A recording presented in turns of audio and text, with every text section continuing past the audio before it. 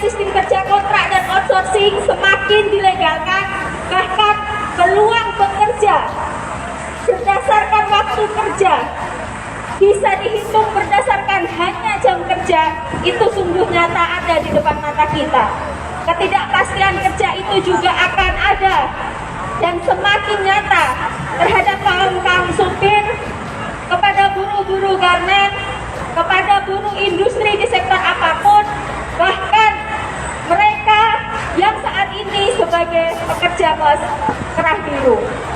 Kawan-kawan sekalian, ketidakpastian kerja itu akan menggerus watak solidaritas kita sebagai kaum buruh. Ketidakpastian kerja itu akan menggerus persatuan kaum buruh karena masing-masing buruh akan menyelamatkan dirinya sendiri. Ketidakpastian kerja itu akan mengkondisikan yang penting nasib saya terselamatkan pada hari ini. Yang penting saya diperpanjang bekerja, yang penting saya tetap mendapatkan upah, yang penting saya hari ini bisa makan, yang penting anak saya bisa makan, dan kemudian tidak peduli terhadap kawan kita, saudara kita seperjuangan. Sebagai buruh, sebagai serikat buruh, kita punya tugas untuk mengembalikan watak solidaritas, watak persatuan, watak kesulitan dari kaum buruh di mana kita terbiasa melakukan kerja-kerja organisasi. Sebagai kaum buruh, kita punya tugas untuk mengembalikan roh perjuangan kaum buruh, yaitu persatuan, roh solidaritas, roh setia kawan, bahwa apa yang terjadi terhadap kawan kita itu adalah masalah kita, bahwa apabila ada kawan kita yang ter-PHK, maka itu adalah kawan kita dan kita akan berjuang bersama. Bahwa apabila ada kawan kita yang ter-PHK dari pabrik, maka dia adalah kawan kita dan ayo kita berjuang bersama. Di tengah ketidakpastian kerja itu, situasi COVID belum berhenti. Banyak kawan-kawan kita yang juga menjadi korban, tetapi saya ingin menyatakan kepada kawan-kawan bahwa walaupun pandemi masih ada, tetapi perjuangan tidak boleh berhenti, kawan-kawan. Pandemi terus ada, tetapi PHK tidak berhenti karena pandemi.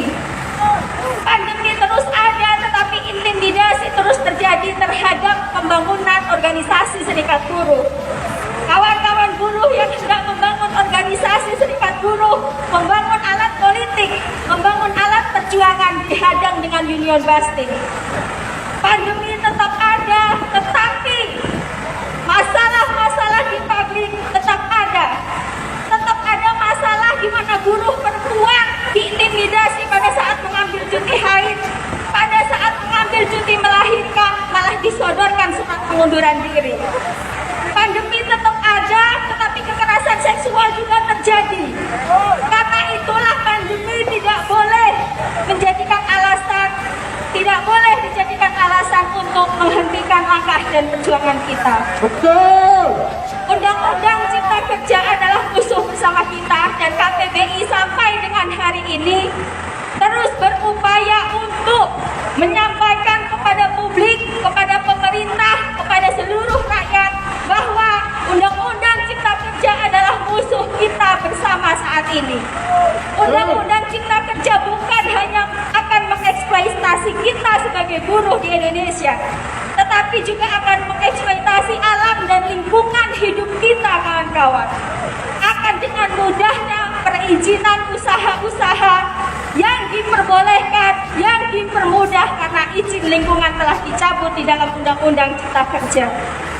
Undang-Undang Cipta Kerja telah mewariskan keberlangsungan hidup anak cucu kita dengan kondisi yang tidak baik.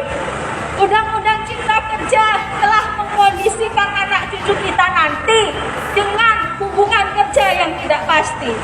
Karena itulah KPBI konsisten untuk menyuarakan tuntutan supaya mencabut Undang-Undang Cipta Kerja nomor 11 tahun 2020. Betul kan, kawan? Betul. Hidup buruh! Hidup. Hidup buruh! Hidup. Buruh bersatu! Tak bisa dikalahkan. Buruh bersatu! Tak bisa dikalahkan. Buruh bersatu! Tak bisa dikalahkan. Kawan-kawan sekalian, aksi May Day hari ini bukan hanya terjadi di Pelabuhan Tanjung Priok. Aksi hari ini terjadi di banyak wilayah di seluruh Indonesia. Tadi pagi kita sudah melakukan peringatan May Day secara virtual. Ada 15 wilayah tergabung dalam peringatan May Day virtual yang kita lakukan tadi pagi dari jam 10 sampai jam setengah 1. Dan kali ini KPBI juga menyuarakan tuntutan-tuntutan kita di 15 wilayah dengan melakukan aksi yang berbeda-beda di masing-masing wilayah. Oleh karena itu, tuntutan utama kita, tuntutan mendesak supaya pemerintah mendengar bahwa sampai dengan sekarang posisi kami secara KPBI adalah menuntut supaya pemerintah segera mencabut Undang-Undang Cipta Kerja. Setuju kan kawan? Setuju kan kawan? Hidup buruh! Hidup pengemudi. Yang kedua, kami ingin menyampaikan bahwa ada kebutuhan supaya kita mempunyai ruang kerja yang aman di dalam dunia kerja kita. Kita anti terhadap kekerasan dan pelecehan. Saat ini kita juga sedang mendesak kepada pemerintah untuk segera meratifikasi Konvensi ILO 190 tentang penghapusan kekerasan dan pelecehan di dunia kerja. Dunia kerja maknanya bukan hanya pada saat kita di pabrik, bukan hanya pada saat kita di tempat kerja. Dunia kerja itu melingkupi, lingkup pada saat kita berangkat di tempat kerja bahkan sampai pulang kerja. Yang disebut pekerja pun bukan hanya mereka yang ada di pabrik-pabrik, tetapi jenis-jenis pekerjaan itulah yang harus diakui oleh pemerintah Indonesia sebagai kerja. Pekerja rumah tangga atau PRT mereka adalah pekerja. SPG adalah pekerja. Ojek online adalah pekerja. Mereka-mereka yang bekerja dengan nama yang berbeda-beda mereka adalah pekerja dan mereka layak dilindungi oleh undang-undang. Konvensi ILO 190 akan mengkondisikan dunia kerja kita lebih baik dan karena itu desakan kita yang kedua kepada pemerintah adalah segera meratifikasi Konvensi ILO 190 tentang penghapusan kekerasan dan dunia kerja karena kita baik buruh perempuan, buruh laki-laki maupun gender lain membutuhkan dunia kerja yang aman. Betul kan kawan? Saya yakin teman-teman sopir, kawan-kawan pengemudi, peternak, buruh garmen, buruh apapun mendambakan situasi kerja yang aman. Yang ketiga, kita juga menuntut supaya pemerintah untuk segera membahas dan mengesahkan rancangan undang-undang penghapusan kekerasan seksual. Karena Indonesia sudah menjadi negara darurat kekerasan seksual. Banyak korban yang menyampaikan data-data itu, baik yang dilakukan di internal kita maupun teman-teman organisasi lain. Pelecehan seksual bisa terjadi terhadap siapa saja dan pelakunya juga bisa siapa saja. Kita butuh perlindungan hukum bukan hanya yang tertera di dalam KUHP, tetapi kita butuh undang-undang khusus. Dan itulah yang kita desakkan kepada pemerintah untuk segera mengesahkan rancangan undang-undang penghapusan kekerasan seksual. Setuju kan kawan? Setuju kan kawan? Oke, kalau setuju saya akan memulai yel. Yel-yel ini saya minta diikuti oleh semua kawan-kawan. Pada saat saya berteriak aku, kamu, maka kawan-kawan menjawab lawan kekerasan seksual. Bisa kawan-kawan? Bisa? Oke, kita mulai. Aku, kamu, lawan kekerasan seksual. Aku, kamu. Belum semuanya berteriak. Masih semangat? 2 jam lagi kita buka puasa, kawan-kawan. Saya minta suaranya lebih keras lagi. Aku, kamu. Lawan kekerasan seksual. Aku, kamu. Lawan kekerasan seksual. Oke, kawan-kawan, yang terakhir pesan saya. Konsolidasi pengorganisiran massa di sektor rakyat menjadi kebutuhan yang tidak bisa ditawar lagi. Ragam persoalan di pabrik, ragam persoalan di sektor transportasi dan juga sektor lain. Saat ini kita membutuhkan kekuatan massa yang lebih besar untuk mendesak pemerintah untuk mengikuti kehendak kita. Kenapa? Karena sudah nyata bahwa desakan kita kurang cukup kuat untuk menekan bahkan mempengaruhi pemerintah untuk tidak mengesahkan Undang-Undang Cipta Kerja. Itu adalah satu bukti bahwa pengorganisiran kita kurang cukup solid, kurang cukup kuat.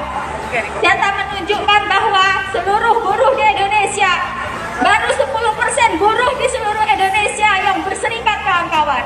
Artinya masih ada 90% buruh di Indonesia yang belum politiknya, belum berorganisasi, belum mengenal ruang-ruang diskusi, belum mengenal ruang-ruang pembelajaran tentang bagaimana buruh harus bersikap terhadap pemberi kerja. Dan misi itu hanya bisa diemban oleh serikat buruh. Misi untuk mencerdaskan tenaga kerja itu bisa diemban oleh serikat-serikat buruh yang independen, yang punya posisi tegas untuk melawan sistem kapitalisme. Tugas itu ada di pundak kita, kaum buruh, sebagai fondasi, sebagai tiang ekonomi di negara kita. Tugas pengorganisiran massa adalah tugas kita, seluruh kaum buruh, supaya anggota serikat buruh makin besar. Tetapi bukan cuma anggota yang besar, tetapi juga cerdas. Supaya yang 10% itu bisa menjadi 11%, bisa menjadi 15%, bisa menjadi 20%, dan akan bisa menjadi 100% kalau kita sebagai serikat buruh membuka diri terhadap kekurangan-kekurangan kita, saling memberi dan menerima, saling memberi ruang untuk sama-sama belajar, supaya kita menjadi pejuang-pejuang tangguh untuk melawan sistem kapitalisme. Hidup buruh! Hidup buruh! Buruh bersatu! Tak bisa dikalahkan. Buruh bersatu! Tak bisa dikalahkan. Buruh bersatu! Tak bisa dikalahkan. Aku, kamu, aku, kamu. Lawan kekerasan seksual. Saya bangga menyuarakan ini di antara banyak laki-laki di hadapan saya. Saya bangga menyuarakan bahwa laki-laki yang saat ini turun ke jalan merayakan Hari Buruh Internasional adalah mereka-mereka yang akan menghormati posisi perempuan untuk duduk sama rendah dan berdiri sama tinggi. Kita sebagai manusia adalah setara di muka hukum. Oleh karena itu, perempuan dan laki-laki sama-sama mempunyai ruang untuk maju, untuk berkembang sehebat-hebatnya. Terima kasih.